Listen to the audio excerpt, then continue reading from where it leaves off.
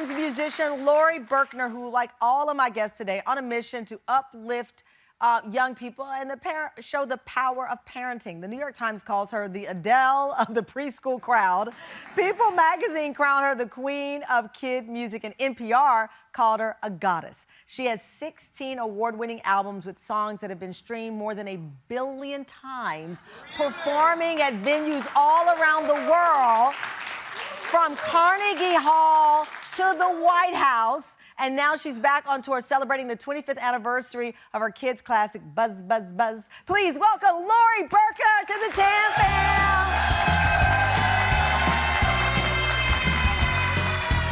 Congratulations on everything.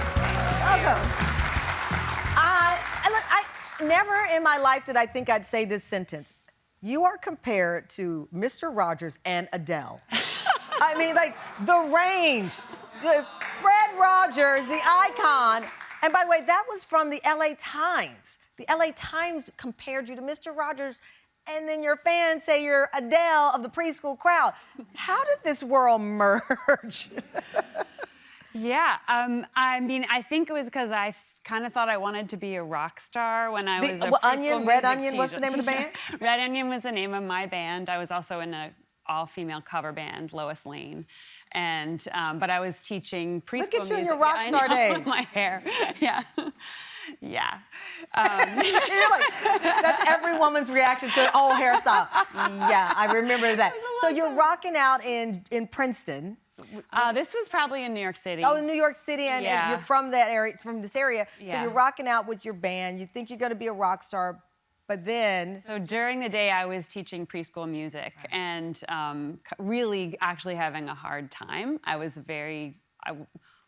not great at it when I started, and I struggled, but after a while, I started writing the music for the kids. What was the early struggle? Because that's a big part of what we're talking about, the power of parenting. Yeah. And a part of that is trying to figure out how to connect with kids. Right. So when I first started teaching, I basically felt like they were speaking some language that I did not understand. But that's true. They are speaking a language we don't speak. Yeah, yeah.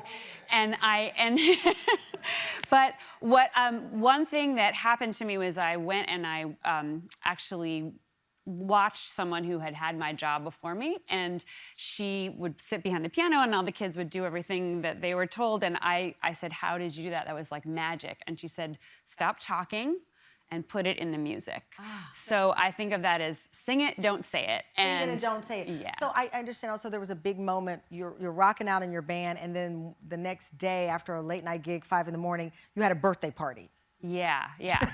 So at that point, I had already been writing some songs for the kids, and I was feeling very sick. I was out, like you said, very late, got back covered in smoke, had a birthday party I was supposed to do the next day, and when I got up a few hours later, washed off and went down and started playing, I was thinking about the night before where people were yelling, "Free bird," you know, and like, play that guitar solo, you know, and very drunk and not getting into it until they were very drunk. And the moment I started playing some of my songs, like Buzz Buzz or Victor Vito, at this birthday party, they were going, "Victor Vito, Buzz Buzz," you know, and the kids were dancing and jumping, and it was so joyous. Yeah. And I just felt like, oh, those are the kinds of experiences I want my music to create and that I want to help put into the world and hopefully have kids feel and have families feel like I remember wanting to feel when I was a kid. What's striking about children's music and even children's books, I mean, we had Dule and Jasmine on. Their book will be on a bookshelf for many, many years. Your music has been there for many, many years, and we believe parenting changes because technology makes it harder or this or that makes it harder, but at its core, music like yours stand the test of time because there are just some core things in parenting and in childhood that we want to feel. Joy, love, support among them. And that's what your music conveys. Yeah. I think when I write songs, I think a lot about writing from the perspective of the child. And yeah, just like what I wish I had been able to integrate into myself, to absorb when I was little, because of course, when we sing songs with our kids, and they get sung over and over and over again. And so I've written a lot of songs like, I've got so much to give.